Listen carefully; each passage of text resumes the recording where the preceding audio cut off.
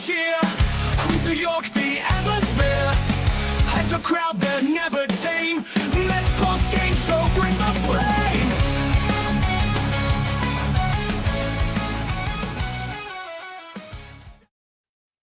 What's up, Mets fans? Welcome back to another Mets post-game show right here on our channels and on X. And man, that was a rough game to watch if you're a fan of the New York Mets. Rough pitching and offense. Just again, 12 men left on base. It's an ongoing issue with this team, even though we're 22-12, and we're picking at straws here. But it's glaring in this game for sure. But overall, Chris, how you doing, buddy? Yeah, I mean, not the way you wanted to start off the doubleheader. Such a winnable game. I understand that Blade Tidwell didn't look good. Was happy with the comeback that the Mets were able to go ahead and produce, but just another brutal, quote unquote, fake comeback for the New York Mets. And we've seen time and time again where they're just teasing these comebacks. They did it, against the Arizona Diamondbacks. They're doing it here. They did it here. It's just brutal. And you know, I think the turning point in this game was late with the Pete Alonso at bat when he got, strike 3 called on him with bases loaded to make it 2 outs. I thought it was ball 4. I understand the notion that it's too close to take, so to speak, but that was ball 4. Let's be honest. And that umpire really wasn't the best all game. There were some pretty miserable calls from a balls and strikes perspective. If you're Pete Alonso in that situation with bases loaded, do you have to protect? Yes. But he looked so locked in and not at bat up that pitch. And there's something to be said for, well, he's so locked in, he probably understands the strike zone very well.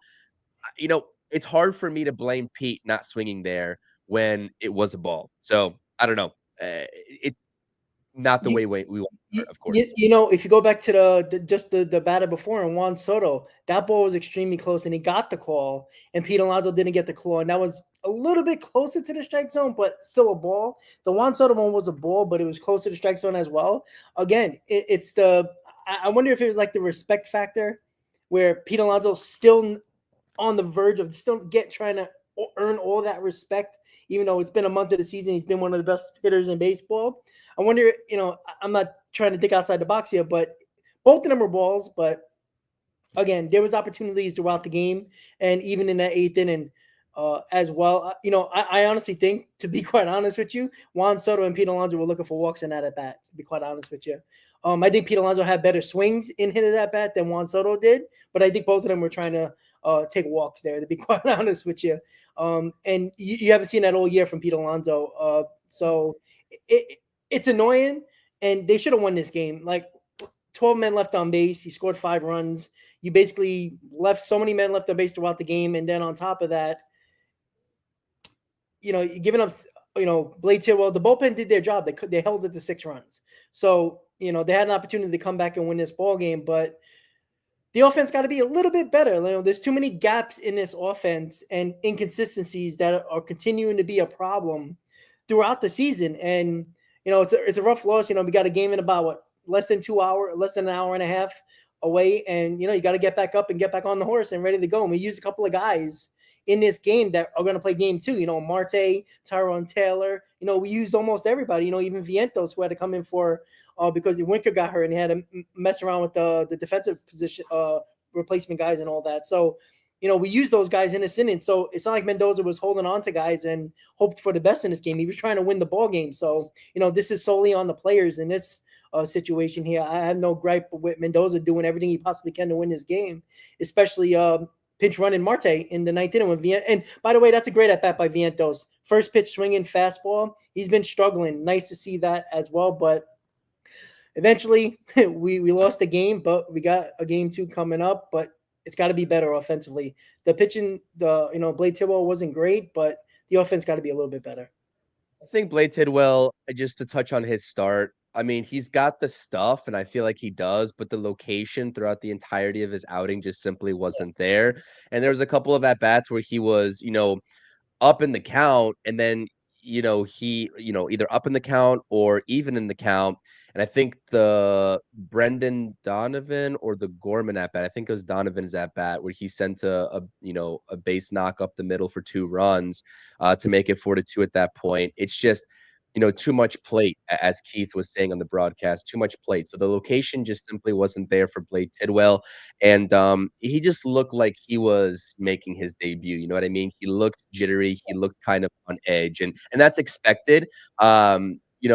I didn't really have much expectations for him coming into the start. Make it respectable, show why you belong. We all know what the AAA numbers are for Blade Tidwell. It's Yeah, not pretty. We understand that. Do I think that he can be a good major league pitcher? Do I think that this outing is indicative to what he's going to do for this yeah, organization no, in the future? No, absolutely not. But I think that he has to keep honing in on that craft, and the location and the command is something that he's going to have to work on for sure. yeah, yeah. His command and his secondary pitches are not there yet. It's just obvious. And again, look, is he going to get another start? Probably not for a little while. And only because it was his spot in the rotation, I think he got the nod over or Sproat, or it would have been Sproat. But again, this was a nice learning experience for Tidwell. He's just not ready yet. And this is what I say when people, there was a lot of people during the offseason that, wanted Sproat to be in this rotation, or wanted Tidwell to be in this rotation, or even, for the most, Jonah Tong in this rotation. There's still crafts and little things that they have to, hone in before they become a major league pitcher, or at least, get an opportunity in this rotation. And maybe for Tidwell, it's just not there yet. Again, you could see he has the stuff, right? He's got a nasty slider when he makes that good pitch, but it was rare today. And his fastball ranges from 96 to 98. But the issue with, now, maybe this could have been adrenaline, this could have been nerves, but at some point during the game, he was doing 93, 94. So you can't have that much of a drop off in Major League Baseball as a starter, that much in 3 innings, and expect to get big league hitters out. It's just almost impossible. So he had a rough go of it. A good first inning, but after that, it was just downhill from there. And again, doesn't say he's not going to be a really good ball player or starting pitcher. We just don't know that yet. But you could see there's some work to do. And the Mets know better than we do. And, I don't know what they're going to do with the 6-man rotation, Chris, because it seems like they're going to try to do this 6-man rotation, which I think is silly, to be quite honest with you. But again, they look like they're going to try to do this, and I just hope they don't use either Tidwell or Sproat, who probably need a little bit more work in the minors, and just throw them out there, because you need that 6-man in the rotation, and you know why they need a 6-man in the rotation, because of Kodai Senga. And you talked about this, I believe, on the last stream we did about, if they're going to go to the 6-man rotation, every one of these guys in the rotation have to go deeper into ball games, because what's the point of a 6-man rotation and extra rest if they're not going to give you that length that you desperately need? But you can't just throw a scrub out there, or not, let me not say a scrub, but somebody who's not ready, or, a journeyman, which I think Right. Paul Blackburn is going to be the guy once he comes back. But Right. you can't just throw somebody who's not ready and, go out there every, 6th day and have a guy that's not ready, because then you're just going to use your bullpen anyway. Yeah, no, I think to this point, especially given some of the injuries in this rotation and the outlook of it, it's been kind of a struggle to get that 6th starter through the rotation. And you're right. I mean, it is because of Senga, and it is what it is. And, I think Senga's done a pretty decent Yeah. job this season out of his last start, when he only, lasted for 4 innings, which is not what you want when you're pushing everybody back, to create that opportunity, like you said, time and time again. But now we've seen Hagenman, we've seen Waddell, we've now seen Blade Tidwell. This would be much easier. It'd be much easier answer if we had Montas or Manaya available. And of course, Montas is not going to be ready until June. At this point, maybe we could also assume, I haven't really heard much on Sean Manaya. I don't really have any updates on him. I'm not sure if you've heard anything, but I think Sean Manaya at this point, since we've heard nothing, is probably trending towards late May, June time as well. If his situation is not healing in the proper manner, and he's not going to be starting a rehab assignment. So it's not the best. Wanting to go to a 6-man rotation and not being able to have one of those 2 guys available to fill in that spot is not really the best recipe for success in having these journeyman guys, or guys that are fringe minor league prospects, not ready to make a consistent appearance at the major league level, like Blade Tidwell, we can assume falls into that category. It's just not the most efficient thing for the Mets right now. So do I think that that'll sort itself out here in the next month or so? Yes, but I just, I don't want to say that these are quote unquote punt games, because the Mets are trying to do everything in their capacity to 1-run ball game at the end of the day. but it just makes it that much harder, especially to go into, pitching matchups that don't really favor the New York Mets on that given day. Yeah. And you're there, then asking the offense to overcompensate and overproduce when they haven't really been producing consistently to begin with, right? If the offense was up to the task already and we've Yeah. seen, them being able to will this Mets offense consistently to wins, then I'm like, okay, I feel a lot better about that fill-in six starter right now with limited options. But as we see, the Mets, they couldn't win the Mets a ball game today, right? They came up just short. So I don't know. It's going to be something where it's a plug and play situation. I think Paul Blackburn, if he's the first one up and ready, I think that he is trending to be that guy. Just based off of the progression of the injuries that we've seen. Do I have the most confidence in Paul Blackburn? Neither. No. So again, it's the Mets are kind of stuck in between a rock and a hard place with this. And I think more so the concern for me though is how do the Mets gather consistently offensively or consistency Yeah. offensively. That's what I look at more. And you Yeah. go back to the Arizona Diamondbacks series was a sweepable series. National series was a winnable series, if not sweepable series as well in the 4-game set. This should have been a sweepable series because this game fell through the cracks as well late in the ball game. And I just look at this record at 22-12 at this point. And I'm like, realistically, with how many close games that the Mets offense has come up short, I'm like, I could see 5 wins being shaved off that loss column. And I'm like, Yeah. they could be easily 27 and, Yeah. 7 at this rate. Now, again, hindsight's always 2020 and, shoulda, coulda, woulda. But I do think that there's a little bit of a sense of maybe not panic, but over frustration from this Mets fan base. And I'm frustrated as well because these are ball games when you have a Cardinals team that was what? They lost 9 straight or they Yep. lost 8 straight. I mean, you got to take this game. This is a sweepable series, just like you swept them at home. So Yeah. I understand asking for sweeps is not really realistic all the time, but losing in this manner just kind of hurts. And some guys just got to come through. I do like the approach, though. I will say, let's do a couple positives here. Luis Angel Acuna, I Yep. mean, stud. Absolutely. 3 for 4. I know he, popped out to end the game, but 3 for 3 up until that point. He is hitting the baseball very well. Another stolen base. That's 8 on the season. He's going to be a 30-plus stolen base guy easily at the major league level. That's awesome. Really happy and proud of him. And like you said with Vientos, not everyone likes first pitch swinging, but no one's going to complain if it works out, right? How many times did Jeff McNeil swing first pitch today? Probably 2 of his 4 at bats or maybe 3. Yeah.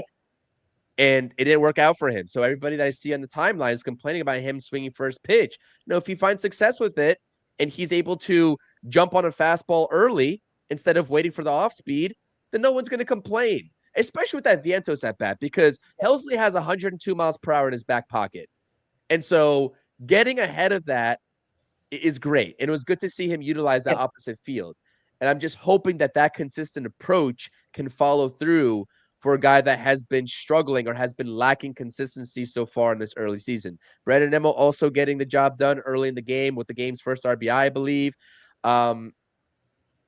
Take the positives where you can take them and just hope for a better performance and more consistency in game 2 is all I can say at this point. Yeah, and that's basically it. Look, I don't know what anybody was expected from Tidwell here, but this is the problem when I talk about bringing up guys from the minors that are pitching prospects or guys that you're trying to do everything you can. If you listen to Gary Cohen on the broadcast, he hasn't pitched more than 5 innings. He hasn't thrown more than 89 pitches. So what do you think they're going to do to him at the major league level, regardless of if he stays up here or not long term? Let's say if he comes back up here in a week or so, once his time in the rotation starts again, that's what you're going to get. You might get 4 innings. If he has a long inning, he's going to give you 4 innings. So like that's what the 6-man rotation. If we're going to go to a 6-man rotation, I want a journeyman. I want somebody like a Paul Blackburn or somebody similar to that can at least when they're on can give you length, or even if they're okay at best, they can still try to give you length because you're not going to get it from Tidwell. You're not going to get it from Sproat or any other top prospect. Jonah Tong, if that's also a possibility, they're not going to give them length. They're protecting these arms like they're gold mines, and they are. And I understand that. But again, when you're trying to win ball games, you can't, have this game and throw it up in the air because of a doubleheader.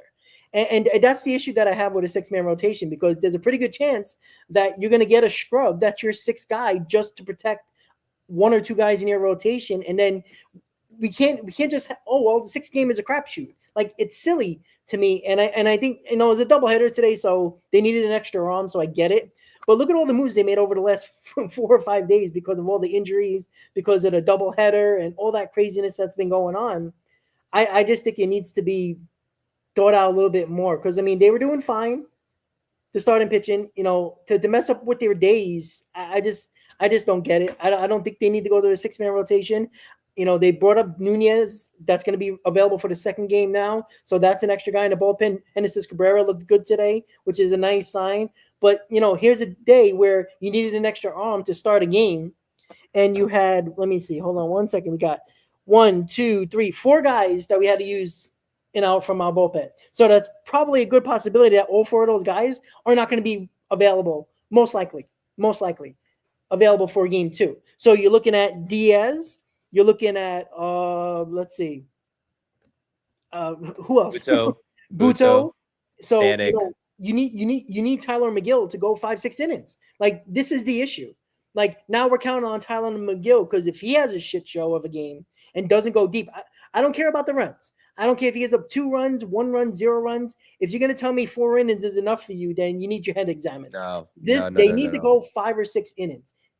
Megill today, 6 preferably, for sure. Yeah, correct. 6 would be best. 5 is a minimum. 4 is a joke. How many more times are we going to continue to say that this team needs to go further in games as a starter? It's already a problem. We lost, and I'm not saying Minter and Young were because of overusage, but let's be honest. Minter's coming off an injury, and they used him a lot. Danny Young, who is barely on this team, was counted on because of the fact that Minter got hurt. And anytime you didn't want to use anybody else or somebody wasn't available, Danny Young was the guy, and they overused him too. Again, when your bullpen is overly used in the first month of the season, they're either going to be not as good or they might get hurt. So, you know, look, Daniel Nunez is up, by the way, too. He's another guy that the Mets can use. Yeah, exactly. So he's activated for the 2nd game. So, which is good to see. That helps. Long awaited. Yes. and look, we need him right now. And Mendoza, don't overuse him. Because look, Nunez right now, he's not pitching back-to-back days. You know they're going to be very careful with him. So he's not going to pitch back-to-back games. So that means he pitches today, he won't pitch tomorrow. And, you know, who knows if he can pitch the next day. We don't know how he's going to recover, because I don't even believe he pitched back-to-back days in his rehab starts. So you're not going to get that for a little while when he's with the big club now. So we'll see. But, you know, you can put this game on Tidwell, and again, it's hard to kill a young kid in his first major league start. But I said this in the pregame, right? It's not about having excuses, but you're a top prospect. You're projected to be probably a number 2, maybe worse, number 3. You're supposed to be a top 3 starter in this league. This is what your projection is. You're a top prospect in the farm system. I want to see that confidence. I want to see that aura. That, you know, when a big top pitching prospect comes up, you see it on the mound. I didn't feel that from Blade Tidwell. Maybe in the first inning, it felt like he had a grasp on what he was doing, but as soon as something went wrong, it looked like he just tried to, you know, hide behind a wall. Like, he looked a little flustered. And again, it's his first major league start, so I'm not taking too much into it, but I wanted to see a little bit more confidence spilling out of him, and it never felt like I got that from him today. And again, I'm not trying to kill the kid, but you know, this is a situation where the Mets are a win now team. They're trying to win a championship. They're one of the best teams in baseball. You can't be playing with these kids. Somebody's got to come up that's not a position player, and if it is Sproat, if it is Tidwell or Jonah Tong at some point, they got to step up. Because these are the guys. This is the reason why David Stearns didn't get Corbin Burns or Max Fried, and probably are not going to sign another big free agent pitcher. Those are the guys. And I understand it's only one start. I'm not trying to kill the kid. But this is our future rotation, or supposed to be. You can't fail on this. You can't. I don't know if Tidwell is going to be. I don't know if Tidwell, like, his stock has fallen down a cliff over the past two seasons, though. So, like, I don't know if Tidwell is supposed to be the next best thing since sliced bread. You know what I mean? Like, Well, the we'll see. expectations have gone down at this point. Sure. I was actually surprised that he got the call over a guy like Sproat, to Well, be honest with you. I think But it was because Sproat only pitched 2 days ago, and Tidwell sure, rotation was up. That was what I was saying in the pregame. I think that was the case. I'm not directly. Don't quote me on that, but I think no, that Sproat makes pitched 2 sense. days It would ago. make sense. That's the only reason why I think they chose Tidwell over Sproat. Not like Sproat's been pitching well in the minors, but Neither of them have really. no. And I'm not going to go crazy on minor league numbers because a lot of these kids work on certain pitches and they throw them a lot just to work on it and get the feel of it and all that. So I don't like to go on numbers. Now, obviously, it didn't look good that he has a 5 ERA and he pitched the 3 2/3 with 6 runs and 9 hits. But I'm not going to go crazy. But this is why I don't like to count on top pitching prospects unless they're a no-brainer, right? None of these guys are going to be Paul Skeens most likely. I don't even think Sproat's going to be that. I'm not saying they have to be, but when you don't get big-time free agent starters, now you're relying on these guys to be, or at least one of them, maybe two, to be top-line starters. Because again, after this year, you're going to have Montaz, Peterson, I think is on his next year's his last year. So you don't have a lot of guys in this rotation that are, veteran ridden or guys that you can possibly trust. Naya is going to be here. Montaz is going to have 1 more year left on his deal. Peterson's on his last year of his deal. So, you don't have a lot of guys that you trust. And, Manaya is already hurt. Montaz is already hurt. Peterson is healthy and pitching, pretty good.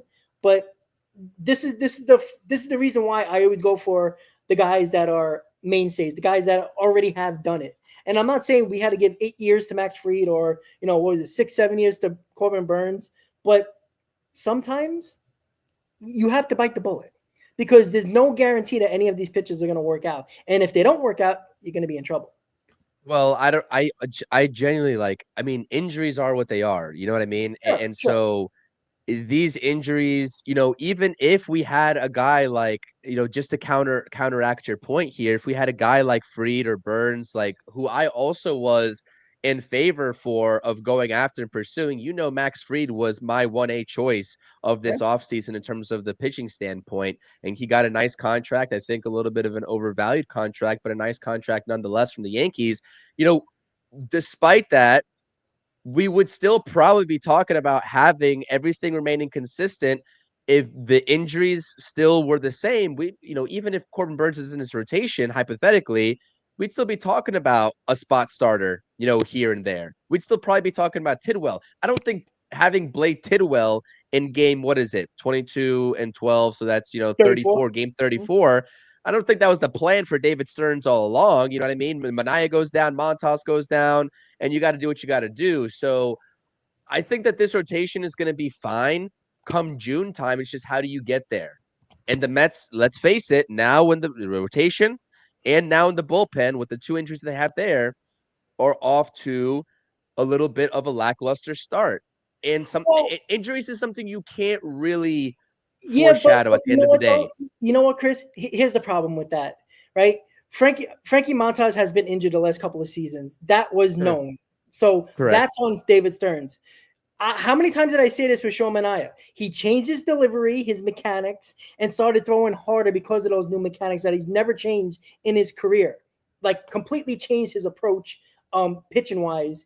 And what do you think was going to happen? Throwing harder, changing mechanics? I'm not saying it was going to happen, but we see these pitchers do anything different, they get hurt. Like that was obvious. But here's what I know. I seen Max Fried and I seen Corbin Burns throw every 5th day, give you 170, 180 innings. Max Fried's the best pitcher in baseball with just over a 1 ERA. And again, it's not just about the ERA. It's about what he gives you on an every 5th day basis. You're going to tell me that every 5th day, or let's say 7 starts they made, roughly all these guys, going 6 or 7 innings almost every outing. I think one time he went in the 5th inning, but every other outing he's going 6 or 7 innings, and I think he threw 1 complete game already. The Mets haven't even been close to that. That's 5 to 10 innings from your bullpen that you don't have to use. That's a huge difference. And I'm not saying that Minter would have got hurt or Danny Young would have got hurt or anybody else would have got hurt, right? You can't foresee the injuries. But again, when you give a guy a 2-year deal like Montas, who's been often injured the last 2 seasons, I mean, There's a big possibility he could be injured. Manaea, I get it's a 50-50, and I'm kind of running off base here a little bit. But I feel like, and Manaea should have been back here. But again, I was quoted saying that it should be Manaea plus another big arm. Plus, sure. In terms of usage, that's definitely valid. I completely understand and agree with what you're saying.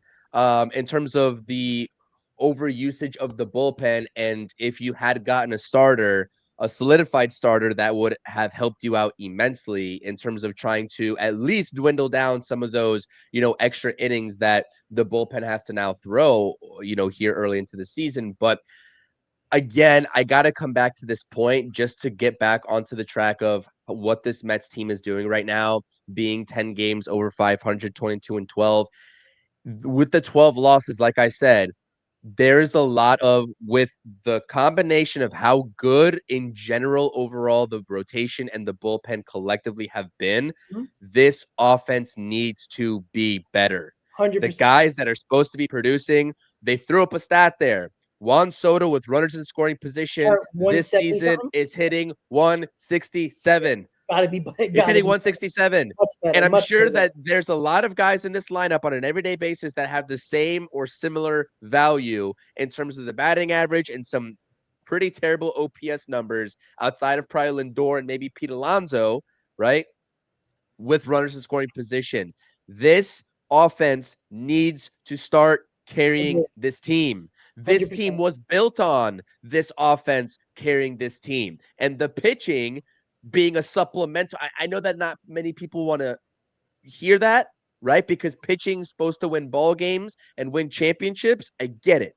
But the way that this team was built, if you're putting a top 5 offense on paper together in the offseason, they need to perform like a top 5 offense. And I think at this point, it's a miracle that they're even 10 games over 500, given how bad the offense has looked. And the same thing can be said last season. I mean, when did the Mets offense collectively get their heads out of their asses to the point where they started to catch fire? It was late in the season with how bad of a start it was. So I think that a lot of these conversations that we're having, yes, the validity of talking about the rotation not going deep into the ball game and the bullpen being overutilized is still going to remain consistent. But it would take some of these conversations off of our shoulders because we'd be talking about wins instead of losses in a ball game like today. So 100% agree. But offense again, needs to be better. We never thought the pitching would carry this team for 3 weeks, right? Correct. So if we didn't expect that and we're shocked by that for the most part, then we shouldn't be shocked that they're coming back down to earth and pitching what they should be pitching throughout most of these guys' career. Like, let's be honest about that. These guys are doing what they're doing at this point now, not what they were doing in the beginning of the season. That was nuts. That was crazy what they were doing. Now again. Well, okay. Let's so Clay Holmes, his last outing, decent, right? Pretty good. You take that from Clay Holmes. He got his 5th inning. His overall numbers are pretty decent this season. I know that he only really goes 5 innings instead of the 6th inning. Kodai Senga, outside of that 4 innings, he's having a pretty good season. Griffin Canning's having a pretty good season. So I would still argue, like, even with the last couple of games and the last time through the rotation, that this rotation is still exceeding expectations by and large. Well, yeah, exceeding expectations. Like that, they're gonna come back down to earth. Like, sure, at some point. I truly believe that. Like, I don't trust Kodai Senga. As far as I can throw him, I've said that for a long time. I don't trust him because he needs 6 days. 5-day rest and 6 day on his pitch on his 6th day, sometimes 7 days pitch on his 7th day. I don't trust a guy like that late in the season when you need him to go on short rest or even on a 5 days rest or 4 days rest and pitch on the 5th day when it comes down to the postseason. I know it's early, but let's be honest. Like, this is a guy that everybody was claiming to be our ace during the offseason. He needs to pitch like an ace. I'm not talking about 5 innings, 97 pitches, and a couple of runs. This is the situation where we need you to go 7 innings every now and then. I'm not saying every start, 7 innings here, maybe 5 or 6, but he should be consistently giving us 5 or 6 innings on a regular basis, especially with the extra day rest. There should be no reason for it. I don't care if he's not having a good day. He has, though, Rob. He has. But not enough. 5 innings, 7 innings, 5.26, and then the last one was 4. So you're talking about 5+ innings in 5 of his first 6 starts. I still don't trust him. I don't. I'm just saying. it's just annoying to me that it just seems like he struggles to every start. Like, doesn't it feel that way? That like it That's seems how like I feel about Clay Holmes. That's how I feel about I Clay agree with that. Holmes. 100% agree with Clay that. Holmes has been, 100% I agree with get the that. numbers are good with Clay Holmes, but it seems like he always labors through those 5 innings and his efficiency is just not there. And I think that, again, we kind of expected some of that with him transitioning to a starter. You're right though. With the efficiency aspect, the Mets pitchers in terms of the pitch count and some of the counts that they work and the opposing hitters are able to work off of them can be a little bit more efficient. But somehow, whether they, however they get to the end point, whether it's pretty or not, they've been getting to that end point. And I think that Kodai Senga, outside of that 4 inning game, has gotten the job done as Clay Holmes has. And it's about the expectation. So we can either set the barometer at 5 innings or 6 innings, because if you're asking for 5 innings, they've gotten the job done. If you're asking for 6 innings, okay, most of them have not gotten there. So that's what I'll say. And also, I see a lot of people in the chat right now talking about Quintana. I was a big proponent of bringing that guy back. I know that I kind of shat on him a little bit, especially halfway through last season, but he shut me up. And I was like, listen, especially after the Manaea and Montas injuries, I was like, bring that guy back. He's pitching to a 2.83 ERA in Milwaukee on a 1-year deal. Pretty good contract. Boy, would he not be a great pitcher to plug and play as your quote unquote 6 starter right now? So At least he can I go get every it. I mean, there's day. only so many roster spots that you can give out. I understand it, but the depth, I think that a lot of people are a little bit on edge because it's looking like the depth that we were once saying about this team, about how there's so much depth on this team.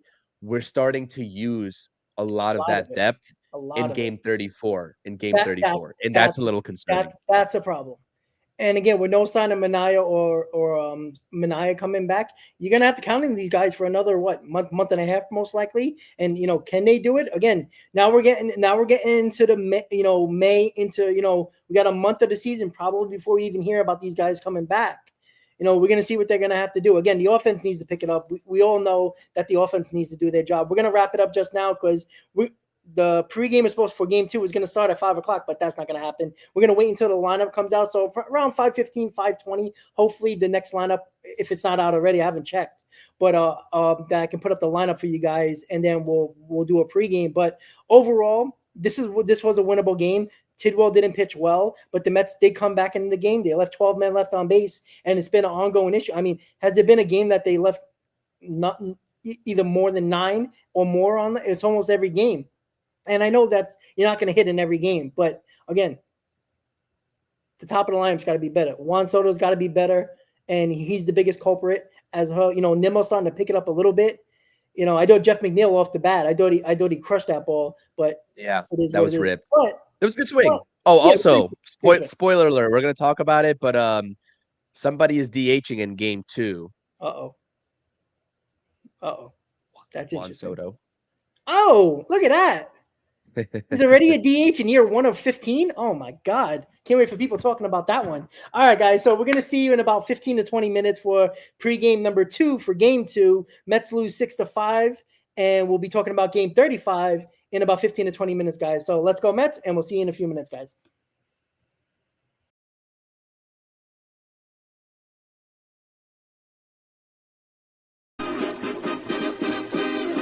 Meet the Mets, meet the Mets. Step right up and greet the Mets. Bring your kid